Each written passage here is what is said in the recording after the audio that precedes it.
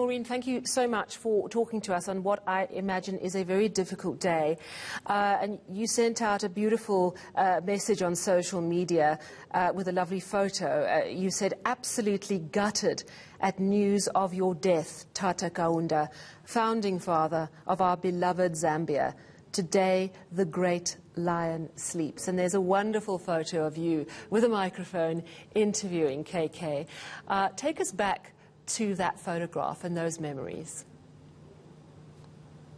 Yes, thank you very much, Sally. It's a very dark day for us in Zambia here today.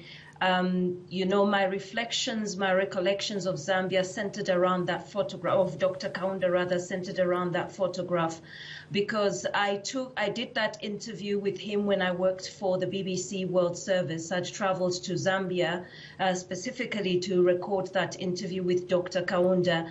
And it was an all-rounded interview where he shared with me his experience in the liberation struggle and also his reflections on having governed Zambia for 27 years, as well as what he was doing in his retirement. One of the most significant things that Dr. Kaunda spoke about and which he was proud of as his legacy, and I think a lot of us in Zambia are very proud of, is that he was able to unite a country which has 73 tribes and dialects into a very united country under the motto, One Zambia, One Nation. There was absolutely no seam or any aspect of tribalism in the country in his 27-year rule.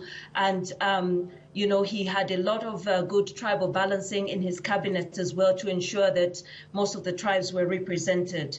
So that is an important legacy. The other thing that Dr. Kaunda spoke about, and also this is something that we are reflecting on in Zambia and the world over, was his commitment to the liberation struggle in Southern Africa. As you know, Zambia hosted a number of liberation movements back then, and notably the African National Congress and President Oliver Tambo and others, as well as what the Southwest Africa People's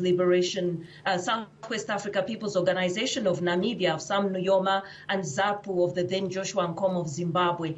And also his commitment, his foreign policy, most of the time of his governance, was tailored towards ensuring that African countries that were still under colonial rule or under apartheid oppression were liberated. And this also included Mozambique. So obviously, Dr. Kaunda is not only being remembered and respected and revered today by Zambians, but a lot of people in Southern Africa and also on the African continent. That's so true. And speaking to the ANC and members of MK a little earlier in the program, they reflected on the bold and courageous move that Kenneth Kaunda took in deciding to allow Umkhonto we Sizwe to set up base in Zambia. And of course now he has joined great African leaders who have left us, Oliver Tambo, Julius Nyerere, Kwame Nkrumah, and of course Nelson Mandela. And we all remember that image of Kenneth Kaunda at Nelson Mandela's funeral, sort of hopping onto the stage. I think he was probably about 90, 91 at that point.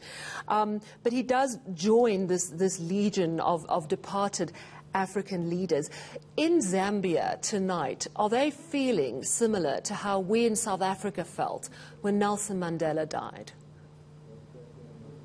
Absolutely, absolutely.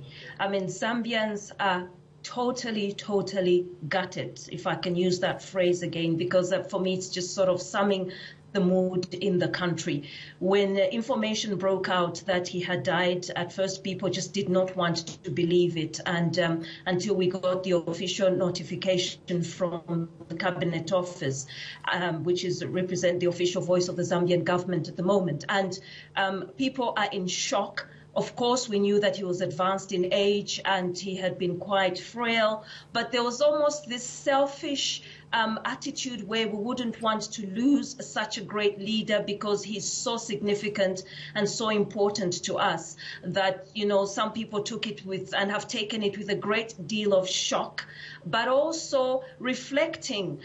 We've had a lot of time in the last few years to look at different political systems and administrations in the country, and a number of people, especially some of us who are older, who lived in the generation of the 1970s and 80s, 80s and experienced what KK's legacy was and his governance aspects, are now reflecting on how that impacted on our lives. Notable among those things were things like free education. We had free primary school education. We had, of course, we had a one-party state in Zambia. In the 1970s, mid-1970s, Dr. Kaunda's ruling party, United National Independence Party, banned other political parties, which obviously made it very difficult. There wasn't any dissenting or criticism of his leadership. One of the funny things I remember today is that when I was young, I saw a voters register, well, not so much a register, but what was called, what people used to select their leadership then, was a card that showed a picture of Dr. Kaunda and a UNIP and a frog next to it. So people had to choose between Dr. Kaunda or a frog because there was no other opposing leader. And those are some of the aspects that we grew up in. He nationalized the economy, as was expected during the time, the nature of the politics back then. Although Zambia was a non-aligned country, we were more leaning towards the Eastern Bloc of communist and socialist countries like the USSR then, now called Russia and China and so on. So most of our economic policies were in that aspect. And this actually took a very big knock-on effect on Dr. Kaunda, especially towards the early 90s, late 80s and 90s, because we were feeling the bite of the economy not being effective. Our economy was centered around copper, and not much diversification, and it was not competitive enough. World markets were opening up, so obviously people wanted change. Yeah, well, thank you so much for your reflections this evening. We do appreciate all your memories and your insights. That is a veteran Zambian journalist and broadcaster, Maureen Nkandu.